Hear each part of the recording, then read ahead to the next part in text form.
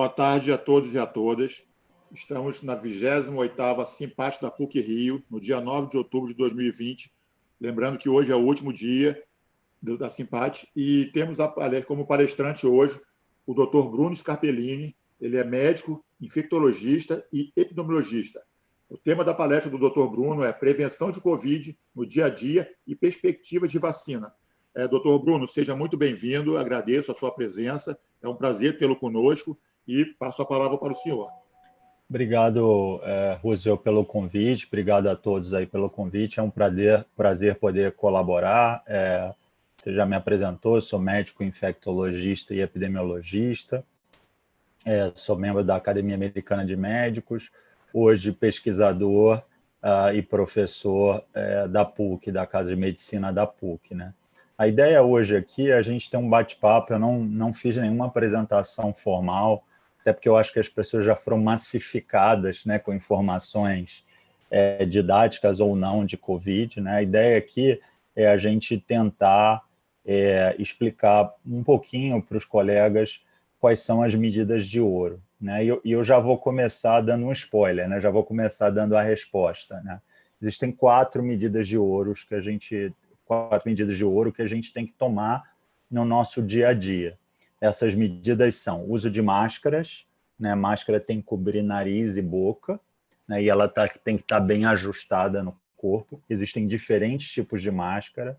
Normalmente as máscaras cirúrgicas que são as mais indicadas para o dia a dia. A gente tem evitado usar para sobrar para os profissionais de saúde, mas elas devem ser trocadas a cada 4, 6 horas, mais ou menos, ou em caso de elas estarem úmidas. A outra regra essencial é evitar tocar boca, nariz e olhos. Tá? Algumas pessoas que usam óculos, como eu, têm mais facilidade de se proteger do toque nos olhos. Mas se vocês repararem, uma tarde, quantas vezes a gente bota a mão na boca, no nariz e no olho, isso é bastante. Tem uma medida essencial, que foi uma das medidas também, que basicamente a epidemiologia nasceu né? A epidemiologia ela nasceu de duas situações, de um surto de cólera em Londres, onde uma pessoa chamada John Snow fez a investigação do surto, mostrando de onde vinha as fezes, de qual bomba de água vinha as fezes, né? Então mostrando a associação e causalidade. E a outra é da lavagem das mãos das parturientes, né? Então o Samuel Weiss, que era um médico, notou que as puérperas, ou seja, as mulheres que estavam no pós-parto, morriam menos quando as pessoas que tinham feito o ato cirúrgico dela ou o nascimento do bebê tinham lavado as mãos, né, versus as parturientes que não tinham a sua equipe lavado as mãos. Por que eu estou contando isso? Para demonstrar a importância do ato de lavagem das mãos.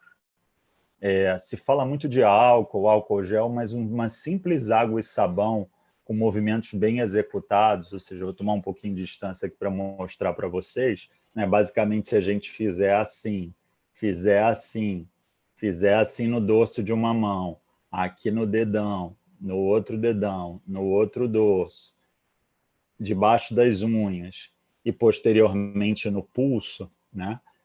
Já garante uma boa lavagem. Isso tudo vai dar em torno de 20 segundos, lembrando só que é interessante que antes de você enxugar a mão, você pegue um papel para fechar a torneira se não for uma torneira automática.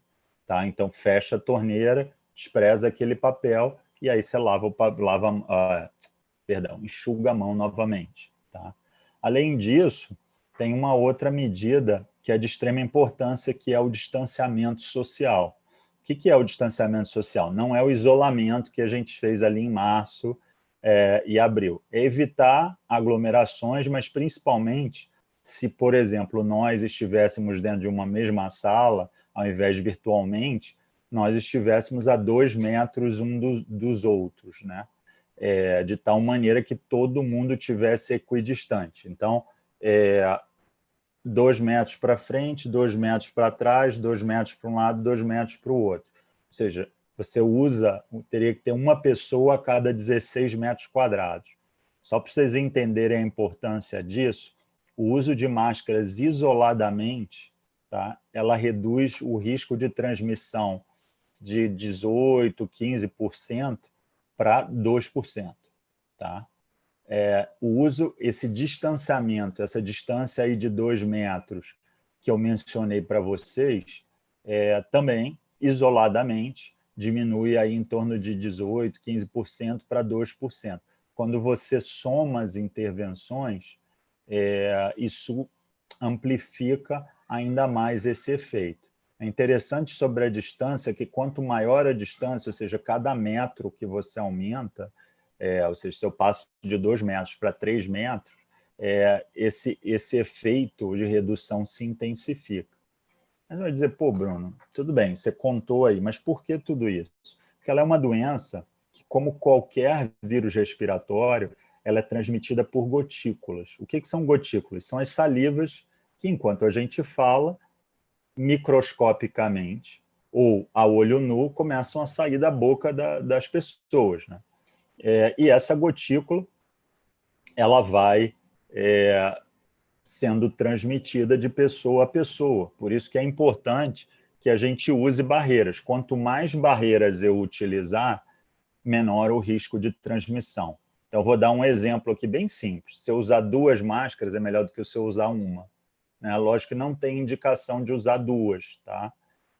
Mas eu estou dando um exemplo aqui para vocês entenderem. Se eu usar 2 máscaras, fizer o distanciamento e usar um face shield, também aumenta. Lembrando que a gente só recomenda uso de face shield, só recomenda uso de máscara N95, que é aquela máscara que o pessoal apelidou de ninja, para profissionais de saúde e para situações onde gere aerossol. O que é o aerossol? É aquilo que de umidificador ou do próprio spray, quando a gente vai limpar o nariz, aquilo gera aerossol, né? E aí a partícula fica no ar e aí existe um risco de ter contaminação. Já se sabe hoje também que um mecanismo importante, mas não tão importante quanto esse mecanismo, é o mecanismo de transmissão respiratória. O que é isso?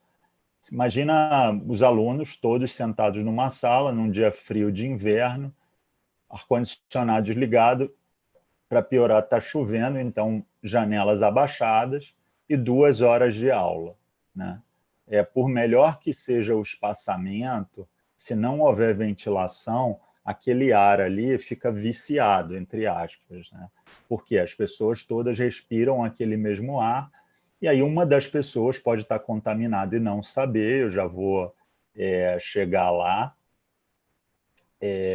e transmitir para outras pessoas, né? Normalmente, as pessoas ficam doentes 2 a 5 dias depois, isso é em média, tá? Do contato com a fonte de infecção.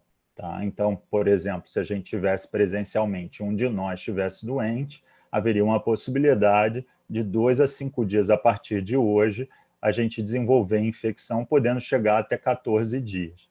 A pessoa, quando ela pega a infecção, ela fica um período anterior chamado pré-sintomático ou oligossintomático. O que é isso?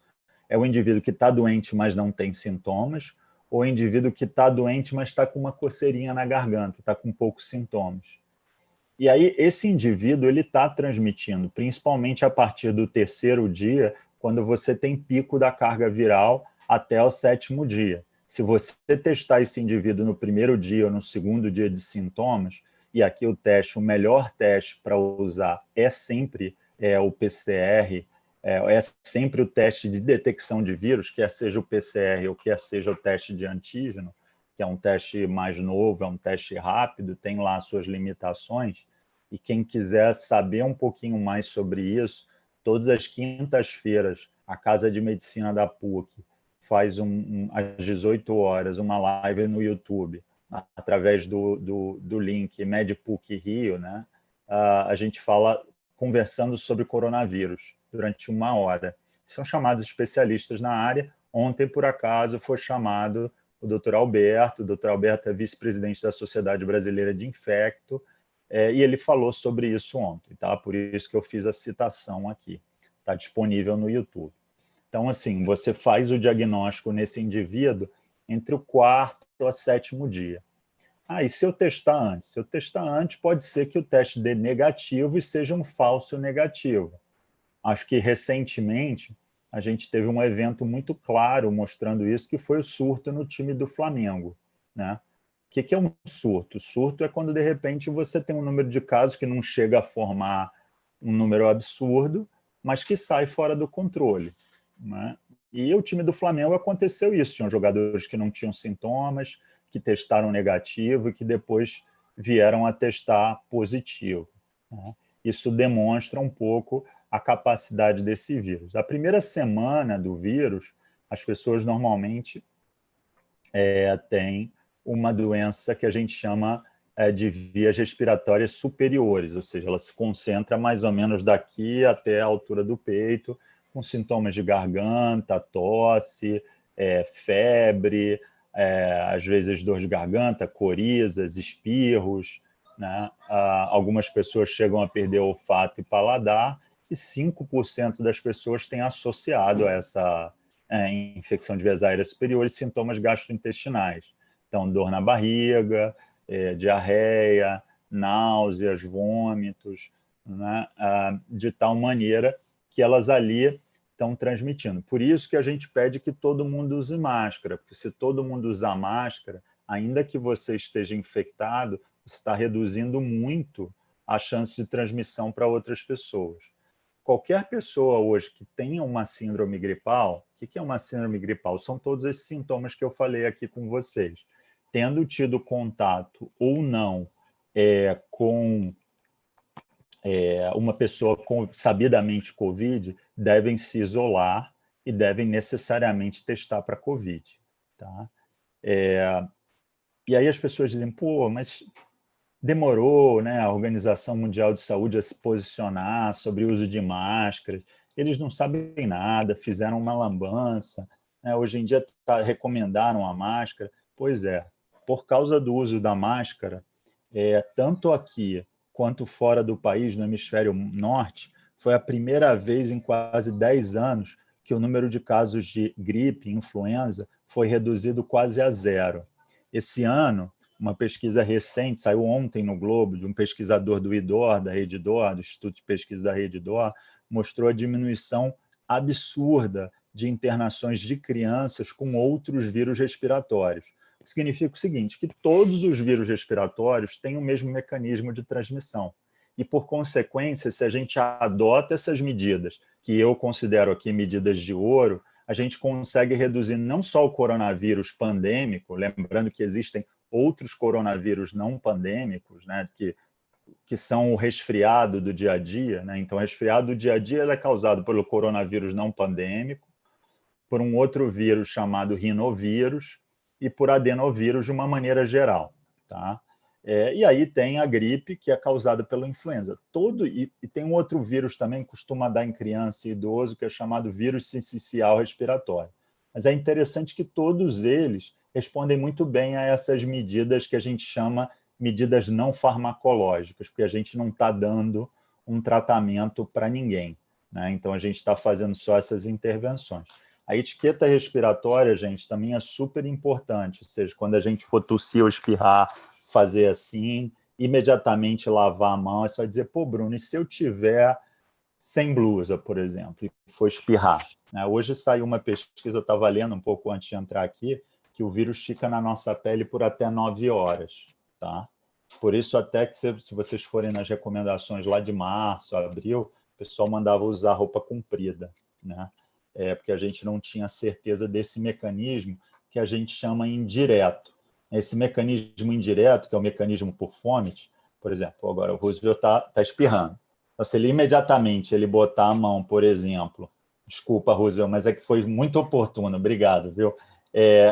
Se ele imediatamente, por exemplo, botasse a mão num elevador, né, sem ele, ou seja, espirrou, não lavou a mão, toquei no botão do elevador, e aí vem uma pessoa atrás que não percebeu que ele tocou e toca de novo, e essa pessoa bota a mão no nariz, aí que se dá um mecanismo de transmissão indireta.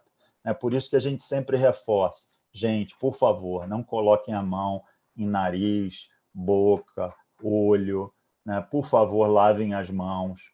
Ah, Bruno, eu não tenho álcool gel. Cara, água e sabão, né? A gente, infelizmente, a gente perdeu o hábito que o pessoal que viveu aqui nos anos 80, acho que todo mundo que está aqui, né, nos anos 80, por causa de outras doenças transmitidas por fezes que a gente tinha de forma efetiva no Brasil, a gente tinha um hábito muito grande de lavar as mãos. Depois que a gente melhorou o saneamento, algumas dessas doenças passaram a ser preveníveis por vacinação, a gente perdeu um pouco esse hábito, né? Mas ela diminui uma série de doenças, não só vírus respiratórios.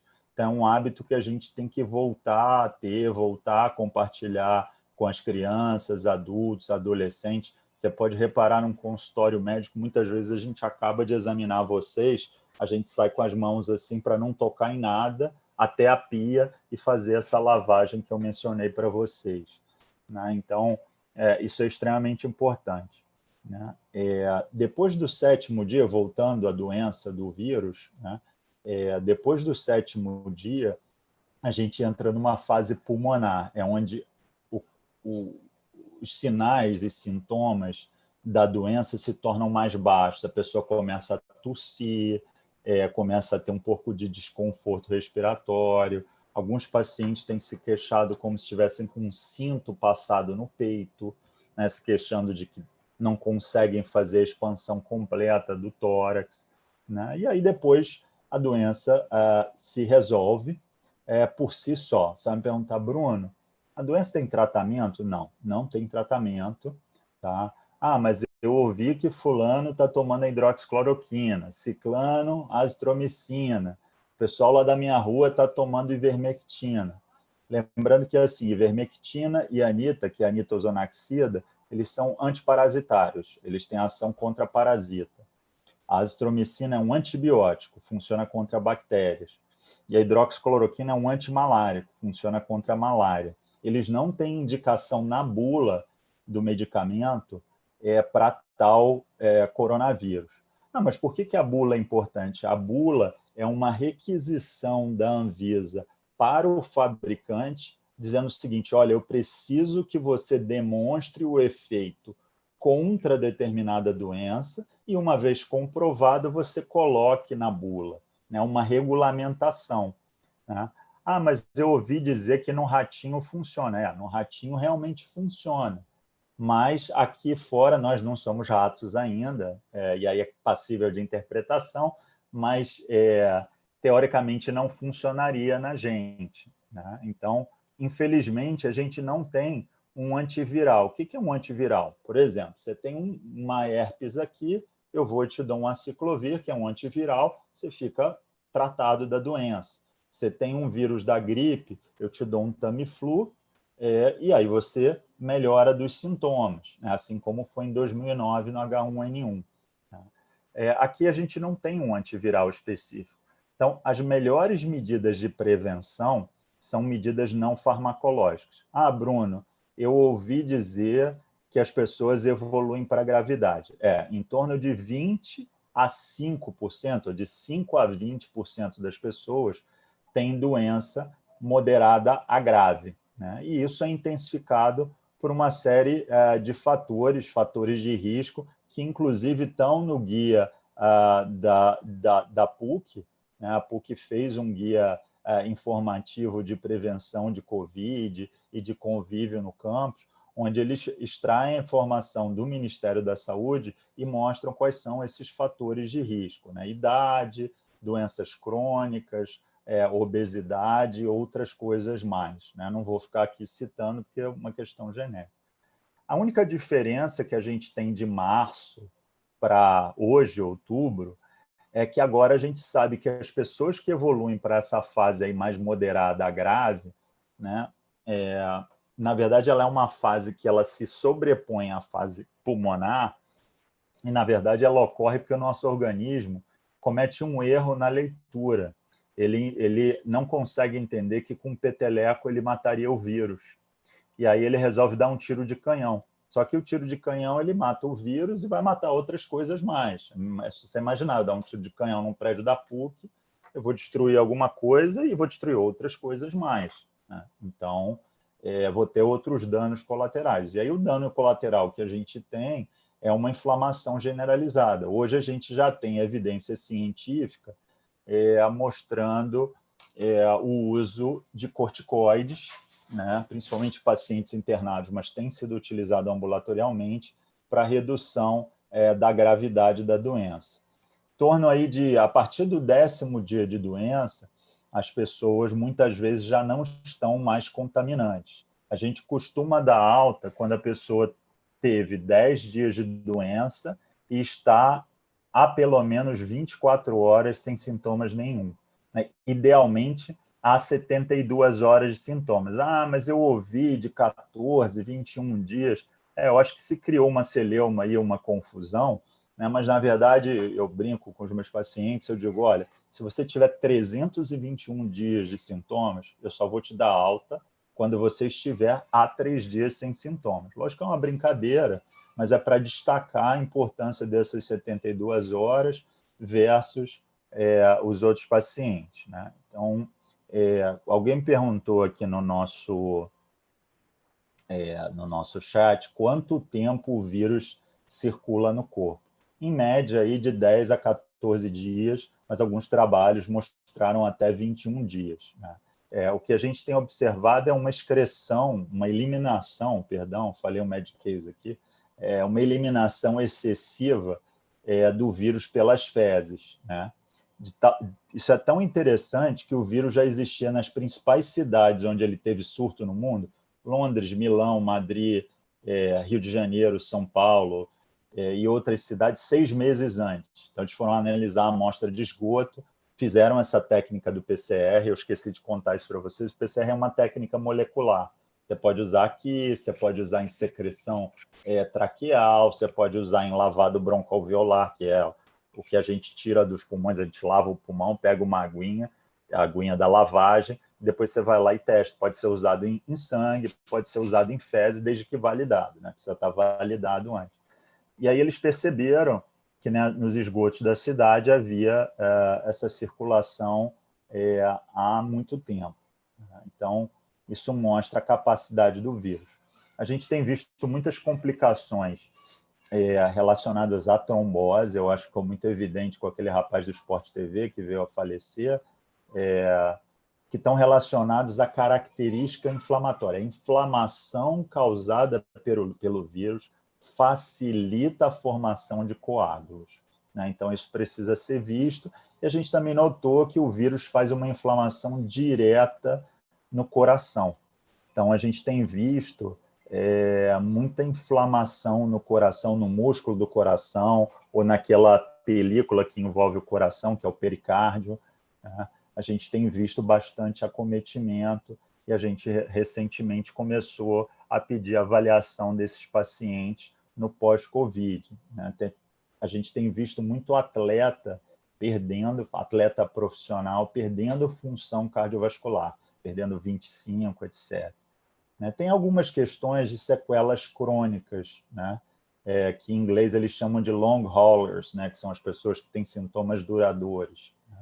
Isso é pouco entendido, né? Tem pacientes, semana passada, eu atendi uma paciente que tinha tido Covid em março, é uma senhora, ela está com queixa de fadiga crônica, queixa de cansaço crônico, essa é uma das queixas. A gente tem visto também queixas neurológicas ou psiquiátricas, neurológicas de diminuição da capacidade cognitiva, ou seja, você estudar e não conseguir lembrar do que você estudou, perda de memória, perda de atenção. Tem pacientes que estão tendo surto psiquiátrico. Eu tive um paciente que começou a falar muito e começou a ficar muito agitado e entrou num estado de mania, temporário, mas entrou, né? E existem outras complicações, principalmente pulmonares, com sequelas pulmonares, às vezes com perda da capacidade pulmonar, necessitando de um trabalho extra de fisioterapia, né? Perdendo vitalidade pulmonar. Assim, o que eu posso dizer depois dessa longa explanação é que eu tenho umas dúvidas do que certezas, né? Para mim é um vírus muito traiçoeiro. Eu tenho 20 anos, quase 20 anos de formado na medicina, fiz residência de infectologia na Fiocruz, vi muita coisa diferente na Fiocruz e em outros hospitais de doenças infecciosas, mas nunca vi nada igual como esse vírus, tá? Recentemente se descobriu também que o vírus ele entra numa das nossas células principais, chamados linfócitos. Quem já fez hemograma aqui vai lembrar que o hemograma vem a parte da série vermelha, série branca e plaqueta. Aí na série branca vem leucócitos, e aí abaixo dele vem um monte de nomezinho.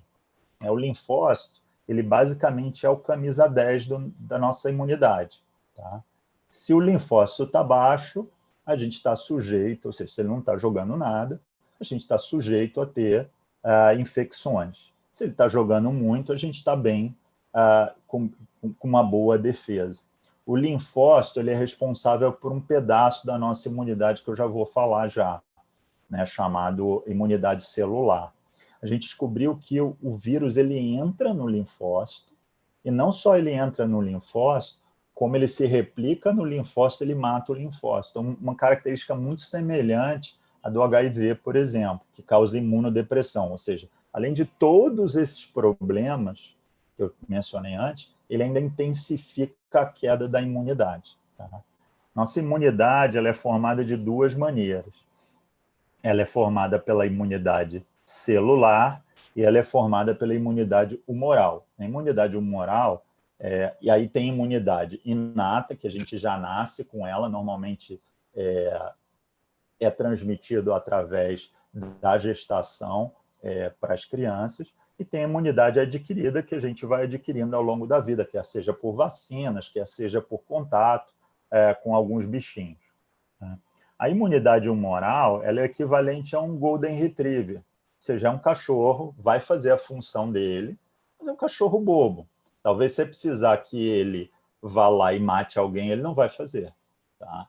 Ele não é agressivo. Tá? Ele cumpre a função dele, mas ele não é agressivo o suficiente para resolver o problema.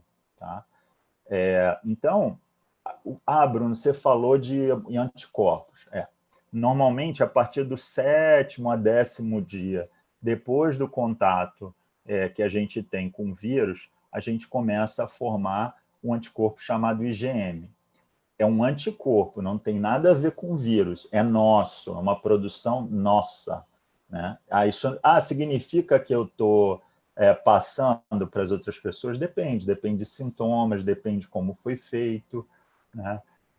Então, o IgM ele basicamente indica o seguinte: olha, você teve possível contato aí com o vírus nos últimos 10 a 15 dias. E o IgG já é um anticorpo de longa duração, você começa a formar aí entre o 15º a 20º dia, ele tem uma duração prolongada, e aí começa a entrar nos detalhes que a gente ainda não sabe. Quanto tempo dura?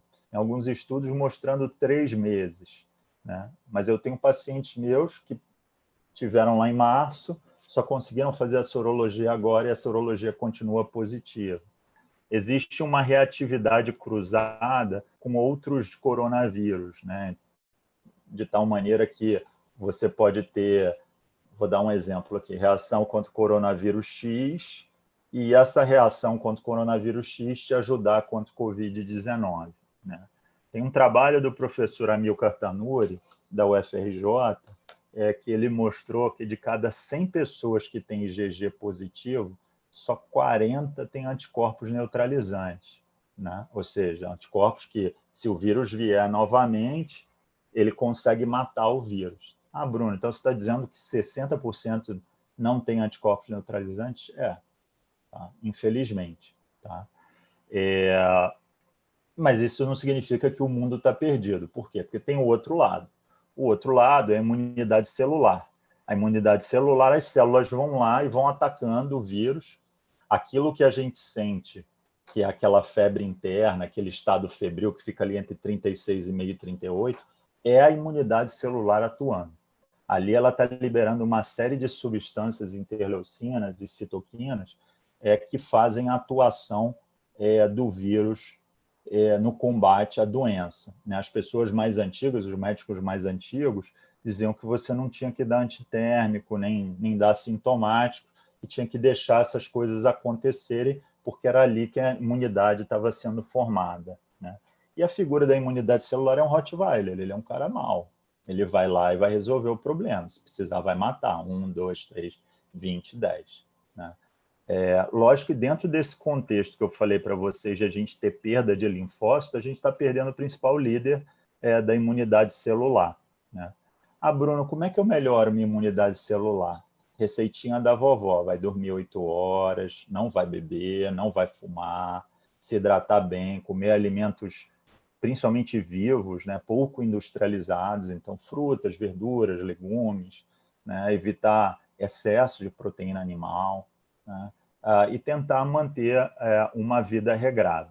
A convalescência, ela dura em torno de 1 mês, mais ou menos. O que é a convalescência? Por definição, a convalescência você não está nem bem, nem mal. Né? Então, você tem dias melhores, tem dias piores, né? E depois de 1 mês as pessoas costumam ter essa questão, ter essa recuperação. Né? Existem alguns casos descritos de reinfecção, e aí é importante, aí eu vou ter que entrar num med case aqui, e eu vou explicar para vocês. Existe a reinfecção e existe a recrudescência. A reinfecção é assim, você pegou o coronavírus vermelho, aí você desenvolveu uma doença contra o coronavírus vermelho, desenvolveu anticorpos contra o coronavírus vermelho, ficou bem por X meses, e depois voltou a ficar doente, e se comprovou que quando você voltou a ficar doente, não era com coronavírus vermelho, era com coronavírus verde. Ou seja, precisa demonstrar que o primeiro coronavírus era diferente do segundo coronavírus. Tá? Precisa ter esse detalhe técnico. Tá? Isso é feito em laboratório com análise filogenética. Né? A segunda situação, que é a recrudescência, é quando você tem a doença, aí você tem um PCR negativo, você melhora dos sintomas, mas você não chega a fazer essa virada de formação de IgG. Eu tive um caso assim, que me deixou uns dias sem dormir.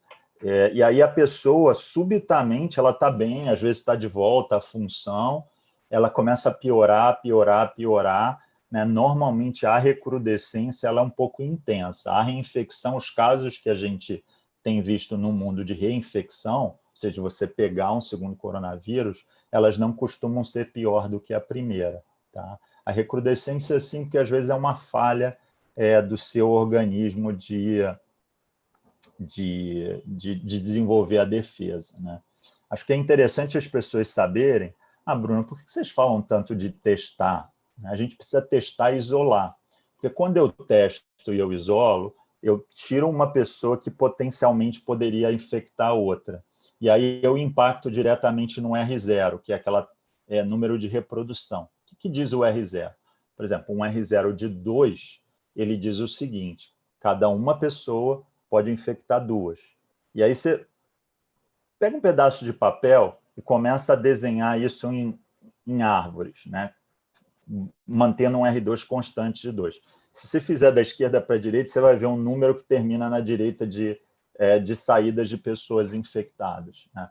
Por isso que é muito importante a gente testar e tratar, que é uma estratégia muito semelhante que foi usada no HIV. O HIV hoje está controlado porque a gente testou e tratou. Aqui, infelizmente, a gente não tem como testar e tratar. Então, a gente tem como testar e isolar. 60% das infecções no Brasil elas foram sem sintomas, foram assintomáticas. Por isso que é importante todo mundo se testar. A melhor maneira de você controlar, né, seria, Bruno, eu quero saber se eu já tive para voltar às minhas atividades na PUC. Agora vamos entrar em coisas mais práticas. Assim, eu queria explicar um pouco o vírus, acabou que eu falei para caramba, mas vamos entrar em coisas mais práticas. Né? Faço uma sorologia de IgG ou de anticorpos maduros ou de anticorpos totais por um método chamado ECLIA. Né? Essa aí vai te dizer, olha, você teve contato ou não teve. Né? O IgM ele é sujeito a muito falso positivo. Então, o IgM ele não deve ser utilizado para diagnóstico. O diagnóstico deve ser baseado em sintomas, que eu já falei aqui quais são, em história epidemiológica. O que é história epidemiológica? Pô, fui numa festa, sei lá, voltei às aulas na PUC e descobri que o professor estava doente, né? Ou como aconteceu no Santo Inácio essa semana aí do jesuíta. Eu sou ex-jesuíta, por isso que eu sei que tem essa relação entre PUC e Santo Inácio. Que as crianças voltaram, tiraram a máscara no recreio, entraram em todas as salas de aula, essa foi a diversão delas do recreio, tiraram fotos, né, fazendo revolta das máscaras, não vou dizer o que estava escrito na foto, e aí uma delas ficou doente. E aí notificou o colégio, e nisso todos os anos foram suspensos, né? O que a gente tem feito é uma estratégia um pouco diferente, que é a estratégia da bolha, né? Então, por isso que vocês têm visto alguns colégios, ou a própria NBA lá do basquete americano, fazendo uma bolha, de tal maneira que todo mundo ande em contato com todo mundo. Quer dizer, então, por exemplo, tem a nossa bolha, tem a bolha B, tem a bolha C, e que você evite que as bolhas entrem em contato. Então, por exemplo, tem a turma da primeira semana de outubro, tem a turma da segunda semana de outubro, a turma da terceira semana e a turma da quarta semana. Evitar que essas turmas, teoricamente, se encontrem. Pode ser que eles se encontrem fora da faculdade, mas ali evitar que elas se encontrem. Por quê? Porque quando acontecer um surto, ou seja, quando começar a ter 1, 2, 3 casos, você consegue controlar mais rápido, né? Como é que é feito esse controle? Pesquisa diária de sintomas. Tá? Alguns países têm feito, por exemplo, uma requisição de você fazer um cadastro. Então, por exemplo, hoje, se você entra na Suíça, você faz um cadastro, ele desenvolve um QR Code para você, e para cada bar que você passa, restaurante, enfim, museu, ele vai escaneando. Então, ele sabe em que momento e com que pessoas você teve em contato. Depois, se você notifica a plataforma dizendo, olha, eu fiquei doente, ele sabe quem rastrear, que é o rastreamento dos contactantes. Ou seja, para a gente ainda reduzir ainda mais esses contatos. Então, é de bom tom que as pessoas, quando fiquem doentes, quer seja no ambiente familiar, no ambiente de trabalho, no ambiente educacional, digam, olha, eu tenho uma suspeita de coronavírus, comecei a ficar doente dia tal, testei positivo, ainda não testei, e que façam essa comunicação para as pessoas mais próximas, né? Quando a gente reabrir, eu acho que é importante vocês saberem, quando é que a gente deve reabrir, né? A gente deve reabrir quando os números de casos novos tiverem sido reduzidos sequencialmente por 2 semanas, quando o número de mortes estiverem reduzidas sequencialmente por 2 semanas, quando a taxa de ocupação dos CTIs estiverem abaixo de 70% e quando esse R0 que eu mencionei para vocês estiver abaixo de 1, idealmente abaixo de meio. Aqui no Brasil, quando a gente começou a reabrir, principalmente no Rio de Janeiro, a reabertura aconteceu com um R0 de 1,4. Tá? Hoje, a gente tem um R0 de 1,14. Tá? Você me perguntar, o que você acha das reaberturas? Eu acho até que num contexto educacional faz sentido, tá? Mas só num contexto educacional. Tá? Bruna, a gente está vivendo uma primeira ou uma segunda onda. Acho que vocês me perguntaram isso logo no começo, né? A gente ainda está na primeira onda, porque, por definição, para você ter 2 ondas, você precisa ter feito um pico, um vale, aí não ter tido casos e aí fazer um pico e um vale de novo, que é o que está acontecendo, por exemplo, na Espanha, né? Na França, em outros locais. Aqui a gente ainda está na pororoca brasileira, né? A gente ainda está surfando a primeira onda, né? No campus, o que tem que ter cuidado? Bruno, você falou das regras de ouro, mas o que mais? Bebedouro não pode ser utilizado, por quê? Porque na hora que eu vou beber, né, eu estou ali transmitindo saliva, que pode ficar ali uma pessoa automaticamente pegar. Os ambientes devem ser ventilados, tá? Se os ambientes não tiverem dutos de ventilação, aqueles ar-condicionados centrais, se for um split, etc., eles preferencialmente devem ser ventilados. Ainda que eles tenham duto de ventilação, o ideal é que circule algum grau de ar. Não precisa escancarar as portas, mas você precisa garantir uma fresta, por exemplo, de tal maneira que o ar circule e mantenha ali uma taxa de circulação. Algumas pessoas têm adotado é o filtro EPA, que é um filtro que a gente usa em um hospital, né, que ele elimina as partículas virais, né? Todo mundo deve usar máscara. Quando for comer, deve comer num ambiente arejado, respeitando essas distâncias, né? Eu esqueci de falar para vocês, mas os Estados Unidos fez uma pesquisa dos casos num estado, eles compararam pessoas que ficaram doentes versus pessoas que não ficaram doentes. Aí foram estudar a história epidemiológica. O que é a história epidemiológica? Quando você frequentou, com o que você teve, o que você fez, etc. E as pessoas que foram a bares, restaurantes esses abertos e fechados, e cafeterias, tiveram 2 a 4 vezes mais chance de contrair o Covid do que pessoas que não tiveram o vírus. Tá? Então, assim, ainda que a gente vá comer, come no ambiente aberto, a PUC tem um campo gigantesco ao ar livre, né? Coma com distância até superior a 3 metros, né? Sempre que é possível, come, acabou de comer, vai bater papo, baixa a máscara, né? As pessoas, elas estão com uma dificuldade, às vezes, de usar a máscara, eu até brinco, não, eu estou te ouvindo, pode ficar aí, pode botar a máscara, eu estou te ouvindo. Né? A nova mania, que eu não sei de onde as pessoas tiraram, que é para ver celular, ela baixa a máscara, né? Sendo que a máscara não está no campo visual. Né? Então, eu te confesso que eu não consigo entender, assim, isso para mim não entra. O pessoal da psicologia e comportamento humano tem que vir dar uma aula aqui. Né? Então, tem que respeitar nos elevadores, né? Sempre que possível, esse distanciamento. Então, depende muito do tamanho dos elevadores. Eu te confesso que eu não me lembro do tamanho dos elevadores da PUC, mas dependendo do elevador, talvez a gente tenha 1, 2 pessoas por elevador, né? Respeitar a sinalização de distanciamento, né? É importante sempre que atendentes, por exemplo, secretários, secretarias, etc., né, tenham todas essas questões, mas também estejam de máscara. Né? Como eu falei para vocês, quanto mais barreiras a gente colocar, barreiras físicas, vou dar um exemplo para vocês. Se eu estivesse falando assim, eu estaria protegendo alguma coisa a vocês, né? Ao invés de eu falar diretamente com a minha boca. Então, botar barreiras físicas, aqueles acrílicos, né? Tudo que for possível de colocar de barreira, melhor. Estimular a lavagem das mãos, achei brilhante o trabalho do Totem. Né? Agora precisa as pessoas apertarem lá e lavarem as mãos. Né? De novo, acho que é importante as pessoas saberem que o principal mecanismo de transmissão é a gotícula e é a via respiratória. Acho que o pessoal entrou em pânico com essa história de vamos lavar alimento, né? Vamos não sei o quê. Cara, isso é a menor rota. Porque se você cumprir com todas as etapas anteriores, a chance dessa rota te causar problema é baixa. Ela já era baixa por definição, e ela é baixa atualmente. A PUC, ela desenvolveu, gente, através da engenharia de segurança, um informativo. Deixa eu só compartilhar aqui. Vamos lá.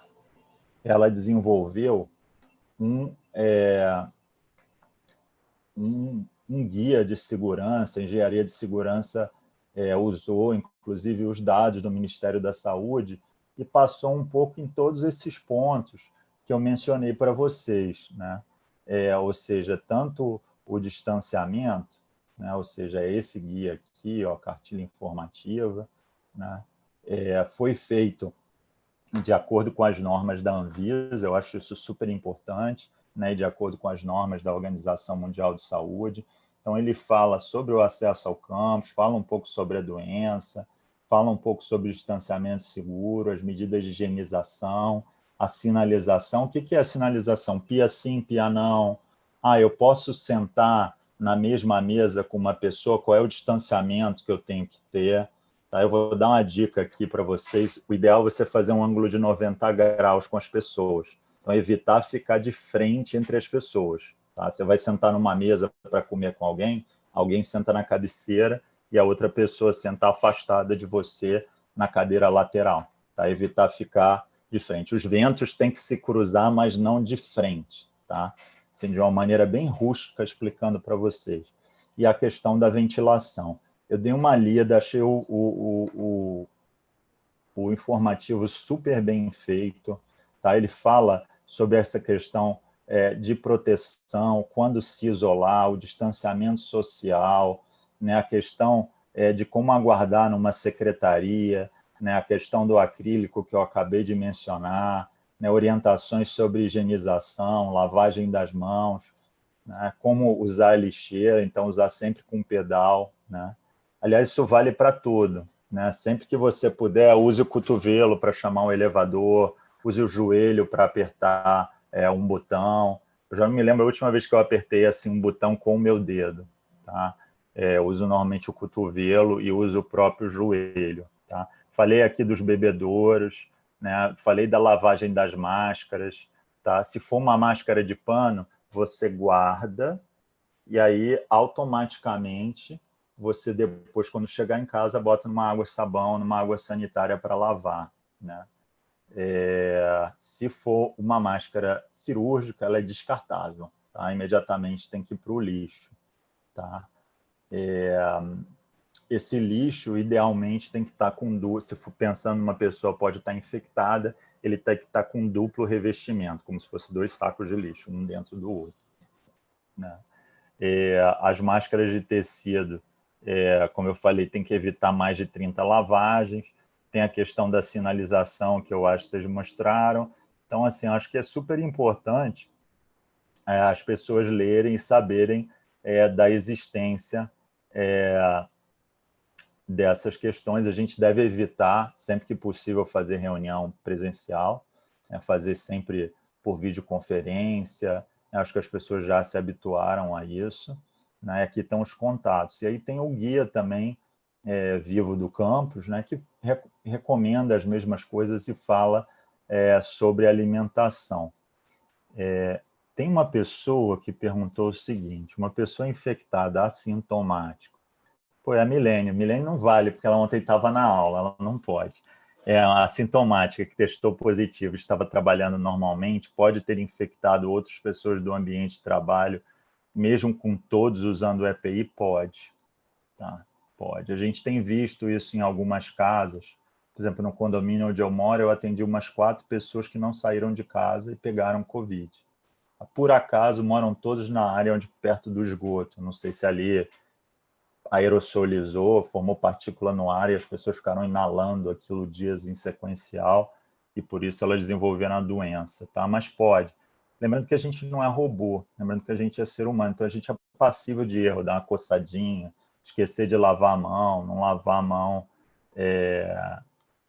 não lavar a mão de forma importante. Alguém perguntou aqui, o Samuel, no início da pandemia havia orientação de que só deveria procurar o médico se os sintomas permanecessem por certo período. Essa medida era para evitar o colapso da rede pública. Se nossa realidade fosse diferente, com disponibilização de mais leitos e melhor estrutura e orientação, seria a mesma? Sim e não. Eu acho que todo mundo tem o direito de ser atendido, tá? Mas se as pessoas se isolarem, se testarem e se isolarem, você também garante as duas coisas, né? Mas se a gente tivesse um mundo utópico, onde todo mundo tivesse condições de ser atendido na rede pública de forma adequada, aí sim, todo mundo merece um atendimento, todo mundo merece ser avaliado por um médico. Eu mesmo fiz uma série de atendimentos de graça para que as pessoas tivessem o cuidado e fossem cuidadas, né? Existe muita desinformação. Hoje mesmo eu estava falando com uma moça, ela falou, mas meu marido tomou azitromicina e ivermectina. Eu falei, pô, que bom. Pergunta para o médico dele onde que isso está escrito. Se tiver escrito em algum lugar, eu passo para a senhora, não tem problema. Então, assim, eu acho que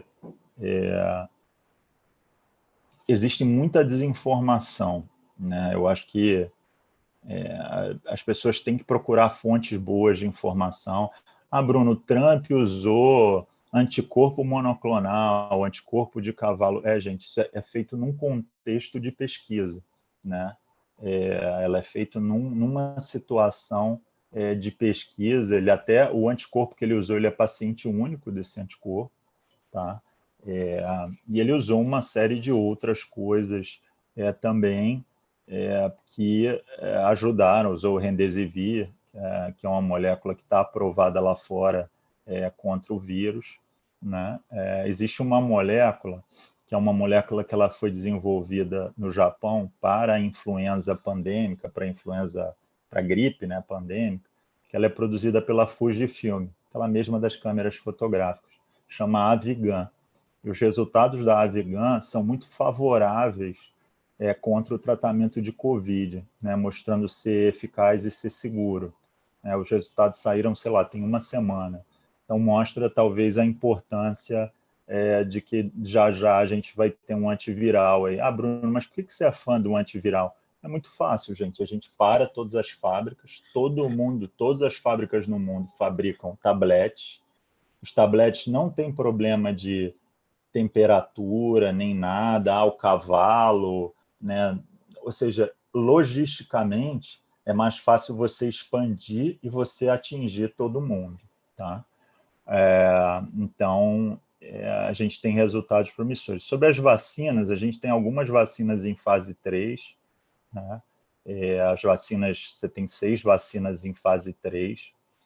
Você tem muita plataforma nova de vacina. O que é uma plataforma? É um jeito de fazer vacinas que antes você não tinha.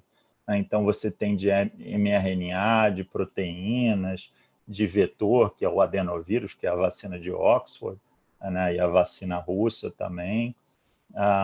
Tem o de mRNA, que é a vacina da Pfizer, e tem também a vacina de vírus morto, que é a mesma vacina que a gente usa para gripe, que é a tal da Sinovac, que é a vacina do Butantan, a vacina chinesa.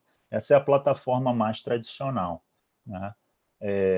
Tudo está sendo feito de forma paralela, ao invés de sequencial. Normalmente, a gente faz etapas sequenciais de estudo. Aqui está sendo feito tudo de forma paralela, é quase como se fosse entre aspas, um cassino, porque eu estou apostando que vai dar tudo certo. E lógico que a situação se entende, né?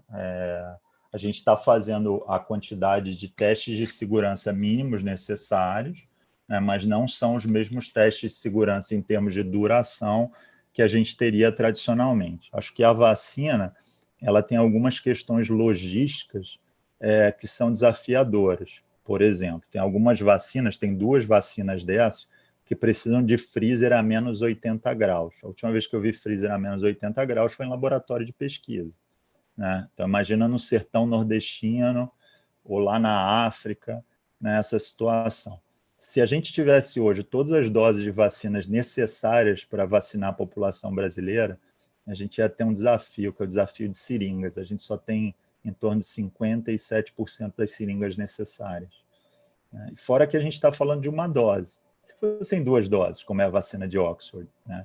Então, as pessoas ficam assim muito esperançosas com a vacina, e a gente não tem garantia nenhuma que nenhuma dessas vacinas na fase 3 não vai receber um abacaxi lá, como o Chacrinha dava, né? Não vai gongar e não vai conseguir avançar em termos de pesquisa.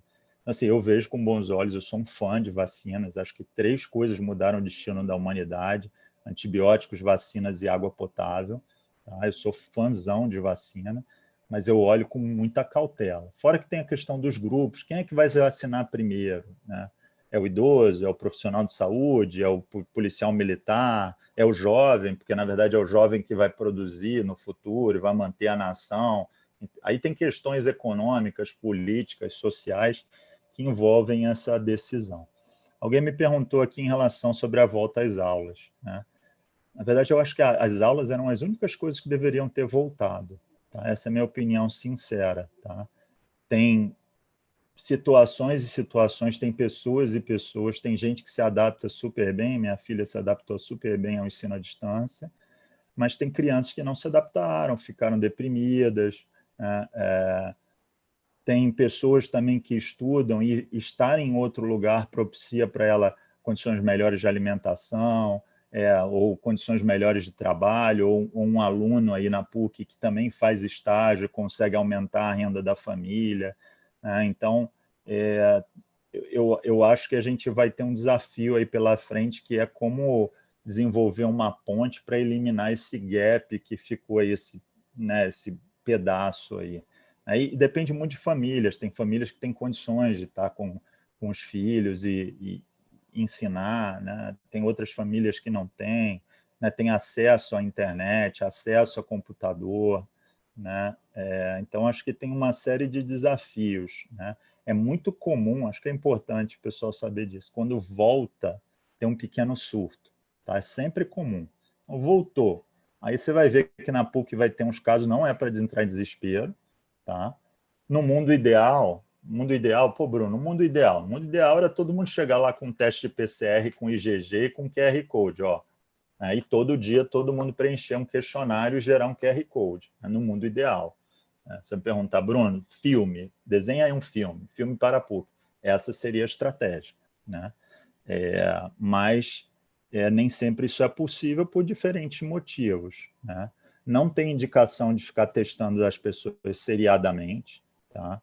Eu acho que tem que fazer questionário e ter o bom senso. Ó, teve doente, ficou doente, avisa a classe, avisa o professor, etc. Né? E essas bolhas, né? As bolhas fazem total diferença, principalmente quando as bolhas não se misturam, né?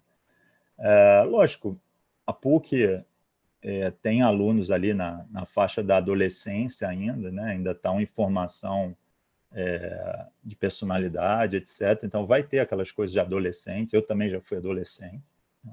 Todos nós. Né? Então, acho que está dentro aí do esperado. Tá? Não precisa entrar em desespero. Se houver uma segunda onda, ela costuma ser menor do que a primeira. Tá? Então, assim, a gente não vai ver cenas aterrorizantes como a gente viu anteriormente. Tá? Mas eu acho que é importante a gente controlar e controlar dessa maneira, com isolamento, testagem, etc. Falei a beça para vocês, né? Nem eu esperava falar tanto sem slide, mas queria agradecer aí a oportunidade.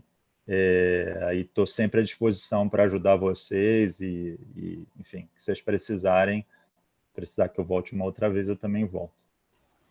Doutor Bruno, antes de mais nada, eu queria agradecer. Eu acho que o senhor foi extremamente claro, esclarecedor, né, já respondeu várias perguntas que surgiram aqui, ou dúvidas que com certeza todos nós tínhamos, né? Tem pouca coisa ainda que eu acho que ficou, que eu acho que uma resposta rápida e objetiva, eu acho que vai conseguir responder, do tipo, o senhor seria voluntário para uma dessas vacinas?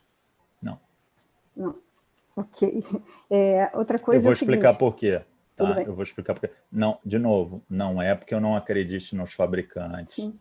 Não é porque eu não acredite em vacinas. Aí meu raciocínio é um pouco matemático. Quando a gente vai comprar um carro, eu compro um carro que passou por 100 testes de batidas, tá? Se o carro passa para 10, por exemplo, agora na capa do Globo.com está dizendo que o HB20 perdeu 3 estrelas de segurança, reduziu os itens de segurança. Aí eu te pergunto, se você é um portador de um HB20, vai comprar um novo HB20, você se sentiria confortável em comprar um carro assim? E é uma decisão pessoal. Pode ser que daqui a um mês eu te diga outra coisa. Eu te digo, mas hoje, por exemplo, eu não me vacinaria. Tá? E, cara, eu acho lindíssimo quem se prontifica aí. Tá? Acho assim, um gesto humano para todo mundo assim, fantástico. Né? Estou te dando minha opinião pessoal. Tá? Ok. Existe realmente uma janela para a detecção de vírus para o exame do PCR? Ou depois de 10 dias de sintomas ele não é mais detectado? Então, aí depende de aonde você usa. Até 3 dias ele pode dar negativo aqui. De 3 a 7 dias, você pode conseguir, vou baixar um pouquinho para vocês verem, você pode conseguir dele daqui até mais ou menos aqui, ó, tá? Do meu nariz até mais ou menos a secreção traqueal. Passados 7 dias, lá embaixo ou até mesmo nas fezes, né? Como eu mencionei para vocês. Acho que alguém perguntou aqui sobre o uso de máscara e corrida, tá? Isso. Eu estou correndo de máscara desde abril, tá? A única coisa que eu não faço de máscara é nadar, porque não dá. Mas, assim, já tem comprovações que ela não altera a troca gasosa, né? Ou seja, a troca de O2 e CO2, mas que ela altera o desempenho, né? É um desafio. Vou te falar que é um desafio de todas que eu usei, a mais confortável para fazer atividade física é a máscara cirúrgica. E o aciclovir como tratamento de herpes, a gente tem escutado que o herpes pode vir depois de um coronavírus por conta da imunidade. Você acha que o aciclovir pode dar problema na hora da testagem? Não. De dar um positivo, de atrapalhar a testagem? Não, né? Mesmo sendo um antiviral? Sim, eu citei aqui o exemplo do antiviral do aciclovir para explicar que você tem moléculas específicas para determinados vírus. No mundo ideal é que a gente tivesse uma específica aqui, né? Ok. Bom, gente, eu acho que foi muito claro. Eu agradeço em nome da nossa organização da CIPA, da CIPAT, né, dessa 28ª CIPAT. Eu passo a palavra, então, ao professor Roosevelt para ele fazer o nosso fechamento. Muito obrigada, doutor Bruno. Foi excelente a palestra. Obrigado a vocês, gente. Eu preciso ir, que tem alguém já me esperando numa outra reunião. Um abraço, gente. Tchau. Muito obrigada. Obrigado. Tchau, tchau. Bom, pessoal, é um grande prazer ter o doutor Bruno conosco. Também agradeço, viu, doutor Bruno? Foi excepcional a sua palestra.